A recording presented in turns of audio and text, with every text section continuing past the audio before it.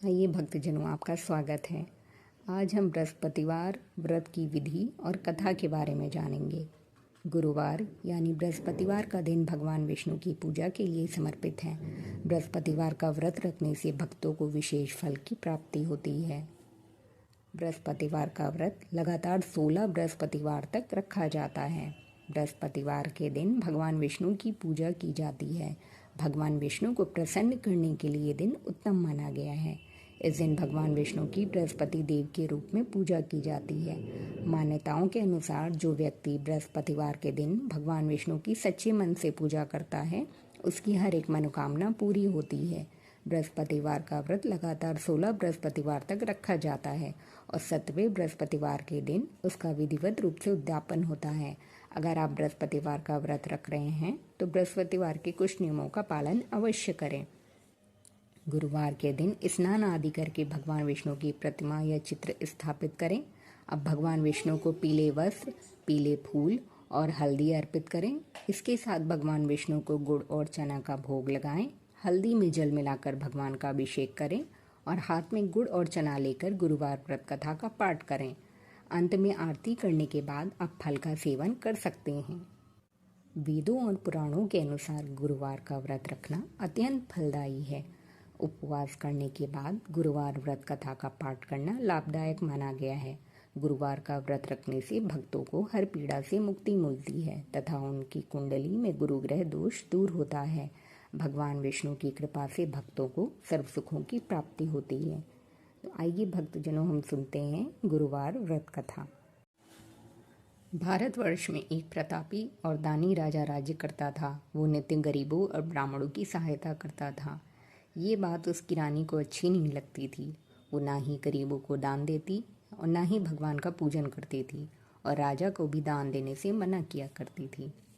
एक दिन राजा शिकार खेलने वन को गए हुए थे तो रानी महल में अकेली थी। उसी समय बृहस्पति देव साधु वेश में राजा के महल में भिक्षा के लिए गए और भिक्षा मांगी। रानी ने भिक्षा देने से इनकार किया और कहा, हे साधु महाराज, मैं तो दान पुण्य से तंग आ गई हूँ। मेरा पति सारा धन लुटाते रहते हैं। मेरी इच्छा है कि हमारा धन नष्ट हो जाए, फिर ना रहेगा बांस ना बजेगी बांसुरी। साधु ने कहा, देवी तुम तो बड़ी विचित्र हो। धन संतान तो सभी चाहते हैं, पुत्र और लक्ष्मी तो पापी के घर भी होने चाहिए। यदि तुम्हारे पास अधिक धन है तो भूखों को भोजन दो, प्यासों के लिए प्याऊ बनवाओ, मुसाफिरों के लिए धर्मशालाएं खुलवाओ, जो निर्धन अपनी कुंवारी कन्याओं का विवाह नहीं कर सकते उनका विवाह करा दो। ऐसे और कई काम हैं जिनके करने से तुम्हारा यश लोक परलोक में फैलेगा। परंतु रानी पर उपदेश का कोई प्रभाव ना पड़ा। वो बोली, महाराज आप मुझे कुछ ना समझाएं। मैं ऐसा धन नहीं चाहती जो हर जगह बांटती फिरूं। साधु ने उत्तर दिया, यदि तुम्हारी ऐसी इच्छा है तो तथास्तु। तुम ऐसा करना कि बृहस्पतिवार को घर लीपकर पीली मिट्टी से अपना सिर धोकर स्नान करना, भट्टी चढ़ाकर कपड़े धोना। ऐसा करने से आपका सारा धन नष्ट हो जाएगा। इतना कहकर वो साधु महाराज वहाँ से आलोप हो गए। साधु के अनुसार कही ही बातों को पूरा करते हुए रानी को केवल 3 बृहस्पतिवार ही बीते थे कि उसकी समस्त धन संपत्ति नष्ट हो गई। भोजन के लिए राजा का परिवार तरसने लगा। तब एक दिन राजा ने रानी से बोला कि हे रानी, तुम यही रहो, मैं दूसरे देश को जाता हूँ, क्योंकि यहाँ पर सभी लोग मुझे जानते हैं, इसलिए मैं कोई छोटा कार्य नहीं कर सकता। ऐसा कहकर राजा परदेश चला गया। वहाँ वो जंगल से लकड़ी काट कर लाता और शहर में बेचता। इस तरह वो अपना जीवन व्यतीत करने लगा। इधर राजा के परदेश जाते ही रानी और दासी दुखी रहने लगी। एक बार जब रानी और दासी को 7 दिन तक बिना भोजन के रहना पड़ा तो रानी ने अपनी दासी से कहा, हे दासी, पासी के नगर में मेरी बहन रहती है, वो बड़ी धनवान है, तो उसके पास जाओ और कुछ ले आ ताकि थोड़ी बहुत गुजर बसर हो जाए। दासी रानी की बहन के पास गई। उस दिन गुरुवार था और रानी की बहन उस समय बृहस्पतिवार व्रत की कथा सुन रही थी। दासी ने रानी की बहन को अपनी रानी का संदेश दिया, लेकिन रानी की बड़ी बहन ने कोई उत्तर नहीं दिया। जब दासी को रानी की बहन से कोई उत्तर नहीं मिला तो वो बहुत दुखी हुई और उसे क्रोध भी आया। दासी ने वापस आकर रानी को सारी बात बता दी। सुनकर रानी ने अपने भाग्य को कोसा। उधर रानी की बहन ने सोचा कि मेरी बहन की दासी आई थी परंतु मैं उससे नहीं बोली, इससे वो बहुत दुखी हुई होगी। कथा सुनकर पूजन समाप्त करके वो अपनी बहन के घर गई और कहने लगी, हे बहन, मैं बृहस्पतिवार का व्रत कर रही थी। तुम्हारी दासी मेरे घर आई थी, परंतु जब तक कथा होती है तब तक ना तो उठते हैं और ना ही बोलते हैं, इसलिए मैं नहीं बोली। कहो दासी, क्यों गई थी? रानी बोली, बहन तुमसे क्या छुपाऊं, हमारे घर में खाने तक को अनाज नहीं था। ऐसा कहते कहते रानी की आंखें भर आईं। उसने दासी समेत पिछले 7 दिनों से भूखे रहने तक की बात अपनी बहन को विस्तार पूर्वक सुना दी। रानी की बहन बोली, देखो बहन, भगवान बृहस्पति देव सबकी मनोकामना को पूर्ण करते हैं। देखो, शायद तुम्हारे घर में अनाज रखा हो। पहले तो रानी को विश्वास नहीं हुआ, पर बहन के आग्रह करने पर उसने अपनी दासी को अंदर भेजा तो उसे सचमुच अनाज से भरा एक घड़ा मिल गया। ये देखकर दासी को बड़ी हैरानी हुई। दासी रानी से कहने लगी, हे रानी, जब हमको भोजन नहीं मिलता तो हम व्रत ही तो करते हैं, इसलिए क्यों ना इनसे व्रत और कथा की विधि पूछ ली जाए ताकि हम भी व्रत कर सकें। तब रानी ने अपनी बहन से बृहस्पतिवार व्रत के बारे में पूछा। उसकी बहन ने बताया, बृहस्पतिवार के व्रत में चने की दाल और मुनक्का से विष्णु भगवान का केले की जड़ में पूजन करें तथा दीपक जलाएं, व्रत कथा सुने और पीला भोजन ही करें। इससे बृहस्पति देव प्रसन्न होते हैं। व्रत और पूजन विधि बताकर रानी की बहन अपने घर को लौट गई। 7 दिन के बाद जब गुरुवार आया तो रानी और दासी ने व्रत रखा। घुड़साल में जाकर चना और गुड़ लेकर आईं, फिर उससे केले की जड़ तथा विष्णु भगवान का पूजन किया। अब पीला भोजन कहाँ से आए, इस बात को लेकर दोनों बहुत दुखी थे। चूंकि उन्होंने व्रत रखा था, इसलिए बृहस्पति देव उनसे प्रसन्न थे। इसलिए वे एक साधारण व्यक्ति का रूप धारण कर 2 थालों में सुंदर पीला भोजन दासी को दे गए। भोजन पाकर दासी प्रसन्न हुई और फिर रानी के साथ मिलकर भोजन ग्रहण किया। इसके बाद वे सभी गुरुवार को व्रत और पूजन करने लगी। बृहस्पति भगवान की कृपा से उनके पास फिर से धन संपत्ति आ गई, परंतु रानी फिर से पहले की तरह आलस्य करने लगी। तब दासी बोली, देखो रानी, तुम पहले भी इस प्रकार आलस्य करती थी। तुम्हें धन रखने में कष्ट होता था, इस कारण सभी धन नष्ट हो गया, और अब जब भगवान बृहस्पति की कृपा से धन मिला है तो तुम्हें फिर से आलस्य होता है। रानी को समझाते हुए दासी कहती है कि बड़ी मुसीबतों के बाद हमने ये धन पाया है, इसलिए हमें दान पुण्य करना चाहिए, भूखे मनुष्यों को भोजन कराना चाहिए और धन को शुभ कार्यों में खर्च करना चाहिए, जिससे तुम्हारे कुल का यश बढ़ेगा, स्वर्ग की प्राप्ति होगी और पितृ प्रसन्न होंगे। दासी की बात मानकर रानी अपना धन शुभ कार्यों में खर्च करने लगी, जिससे पूरे नगर में उसका यश फैलने लगा।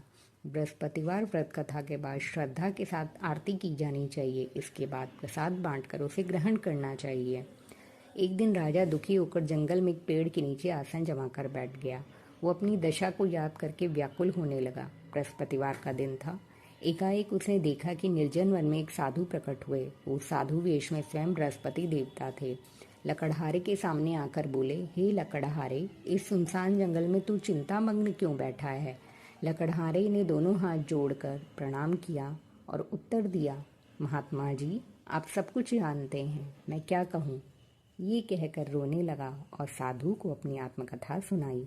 महात्मा जी ने कहा, तुम्हारी स्त्री ने बृहस्पति के दिन बृहस्पति भगवान का निरादर किया है, जिसके कारण रुष्ट होकर उन्होंने तुम्हारी ये दशा कर दी।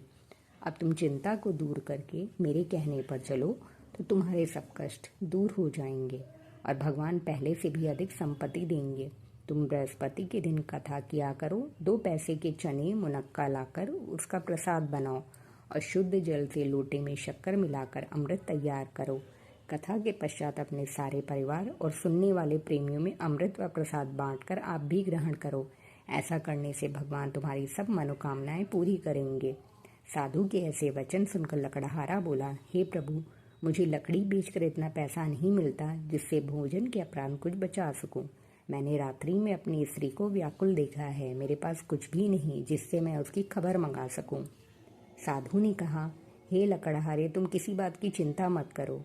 बृहस्पति के दिन तुम रोजाना की तरह लकड़ियाँ लेकर शहर को जाओ। तुमको रोज से दुगना धन प्राप्त होगा, जिससे तुम भली भांति भोजन कर लोगे तथा बृहस्पति देव की पूजा का सामान भी आ जाएगा। इतना कहकर साधु अंतर्ध्यान हो गए। धीरे धीरे समय व्यतीत होने पर फिर वही बृहस्पतिवार का दिन आया। लकड़हारा जंगल से लकड़ी काटकर किसी शहर में बेचने गया। उसे उस दिन और दिन से अधिक पैसा मिला। राजा ने चना, गुड़ आदि लाकर गुरुवार का व्रत किया। उस दिन से उसके सभी क्लेश दूर हुए, परंतु जब दोबारा गुरुवार का दिन आया तो बृहस्पतिवार का व्रत करना भूल गया। इस कारण बृहस्पति भगवान नाराज हो गए। उस दिन उस नगर के राजा ने विशाल यज्ञ का आयोजन किया तथा शहर में ये घोषणा करा दी कि कोई भी मनुष्य अपने घर में भोजन ना बनावे, न आग जलावे। समस्त जनता मेरे यहाँ भोजन करने आवे। इस आज्ञा को जो ना मानेगा उसे फांसी की सजा दी जाएगी। इस तरह की घोषणा संपूर्ण नगर में करवा दी गई। राजा की आज्ञा अनुसार शहर के सभी लोग भोजन करने गए, लेकिन लकड़हारा कुछ देर से पहुंचा, इसलिए राजा उसको अपने साथ घर लिवा ले गए और ले जाकर भोजन करा रहे थे तो रानी की दृष्टि उस खूंटी पर पड़ी जिस पर उसका हार लटक रहा था। वो वहां पर दिखाई नहीं दिया। रानी ने निश्चय किया कि मेरा हार इस मनुष्य ने चुरा लिया है। उसी समय सिपाहियों को बुलाकर उसको कारागार में डलवा दिया। जब लकड़हारा कारागार में पड़ गया और बहुत दुखी होकर विचार करने लगा कि ना जाने कौन से पूर्व जन्म के कर्म से मुझे ये दुख प्राप्त हुआ है, और उसी साधु को याद करने लगा जो कि जंगल में मिला था, उसी समय तत्काल बृहस्पति देव साधु के रूप में प्रकट हुए और उसकी दशा को देखकर कहने लगे, अरे मूर्ख, तूने बृहस्पति देव की कथा नहीं करी, इस कारण तुझे दुख प्राप्त हुआ है। अब चिंता मत कर। बृहस्पतिवार के दिन कारागार के दरवाजे पर 4 पैसे पड़े मिलेंगे, उनसे तू बृहस्पति देव की पूजा करना, तेरे सभी कष्ट दूर हो जाएंगे। बृहस्पति के दिन उसे 4 पैसे मिले। लकड़हारे ने कथा कही। उसी रात्रि को बृहस्पति देव ने उस नगर के राजा को स्वप्न में कहा, हे राजा, तुमने जिस आदमी को कारागार में बंद कर दिया है वो निर्दोष है, वो राजा है, उसे छोड़ देना। रानी का हार उसी खूंटी पर लटका है। अगर तू ऐसा नहीं करेगा तो मैं तेरे राज्य को नष्ट कर दूंगा।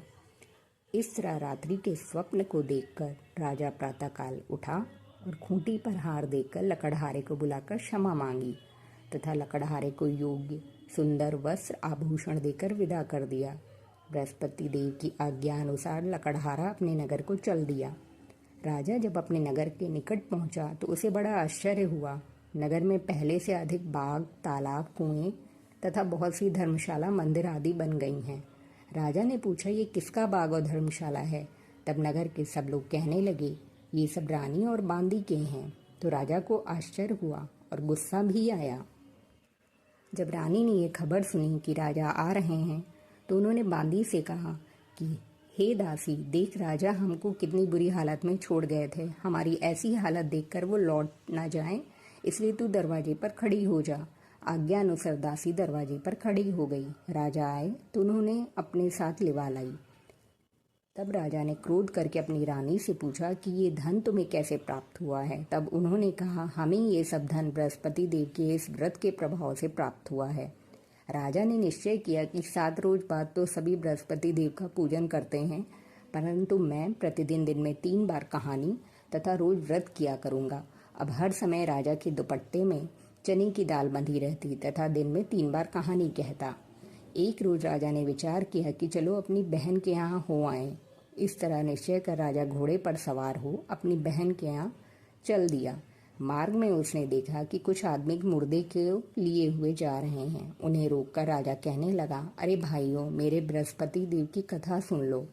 वे बोले, लो, हमारा तो आदमी मर गया है और इसको अपनी कथा की पड़ी है। परंतु कुछ आदमी बोले, अच्छा कहो, हम तुम्हारी कथा भी सुनेंगे। राजा ने दाल निकाली और जब कथा आधी हुई थी कि मुर्दा हिलने लग गया, और जब कथा समाप्त हुई तो राम राम कहकर मनुष्य उठकर खड़ा हो गया।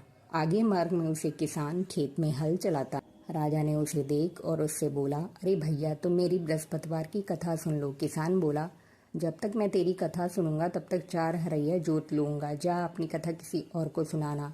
इस तरह राजा आगे चलने लगा। राजा के हटते ही बैल पछाड़ खाकर गिर गए तथा किसान के पेट में बड़ी जोर का दर्द होने लगा। उस समय उसकी माँ रोटी लेकर आई। उसने जब ये देखा तो अपने पुत्र से सब हाल पूछा और बेटे ने सभी हाल कह दिया। तो बुढ़िया दौड़ी दौड़ी उस घुड़सवार के पास गई और उससे बोली कि मैं तेरी कथा सुनूंगी, तो अपनी कथा मेरे खेत पर चलकर ही कहना। राजा ने बुढ़िया के खेत पर जाकर कथा कही, जिसके सुनते ही वो बैल उठ खड़े हुए तथा किसान के पेट का दर्द भी बंद हो गया। राजा अपनी बहन के घर पहुंचा। बहन ने भाई की खूब मेहमानी की। दूसरे रोज प्रातःकाल राजा जगा तो वो देखने लगा कि सब लोग भोजन कर रहे हैं। राजा ने अपनी बहन से कहा, ऐसा कोई मनुष्य है जिसने भोजन नहीं किया हो? मेरी बृहस्पतिवार की कथा सुन ले। बहन बोली, हे भैया, ये देश ऐसा ही है कि पहले यहाँ लोग भोजन करते हैं, बाद में अन्य काम करते हैं। अगर कोई पड़ोस में हो तो देखाऊं। वह ऐसा कहकर देखने चली गई, परंतु उसे कोई ऐसा व्यक्ति नहीं मिला जिसने भोजन ना किया हो। अतः वो एक कुम्हार के घर गई जिसका लड़का बीमार था। उसे मालूम हुआ कि उनके यहाँ 3 रोज से किसी ने भोजन नहीं किया है। रानी ने अपने भाई की कथा सुनने के लिए कुम्हार से कहा। वो तैयार हो गया। राजा ने जाकर बृहस्पतिवार की कथा कही, जिसको सुनकर उसका लड़का ठीक हो गया। अब तो राजा की प्रशंसा होने लगी। एक रोज राजा ने अपनी बहन से कहा कि हे बहन, हम अपने घर को जाएंगे, तुम भी तैयार हो जाओ। राजा की बहन ने अपनी सास से कहा। सास ने कहा, हाँ चली जा, परंतु अपने लड़कों को मत ले जाना, क्योंकि तेरे भाई की कोई औलाद नहीं है। बहन ने अपने भैया से कहा, हे भैया, मैं तो चलूंगी, पर कोई बालक नहीं जाएगा। राजा बोला, जब कोई बालक नहीं चलेगा तब तुम ही क्या करोगी। बड़े दुखी मन से राजा अपने घर को लौट आया। राजा ने अपनी रानी से कहा, हम निर्वंशी हैं, हमारा मुंह देखने का धर्म नहीं है और कुछ भोजन आदि नहीं किया। रानी बोली, हे प्रभु, बृहस्पति देव ने हमें सब कुछ दिया है, वो हमें औलाद अवश्य देंगे। उसी रात को बृहस्पति देव ने राजा से स्वप्न में कहा, हे राजा, उठ, सभी सोच त्याग दे, तेरी रानी गर्भ से है। राजा की ये बात सुनकर बड़ी खुशी हुई। 9वें महीने में उसके गर्भ से एक सुंदर पुत्र पैदा हुआ।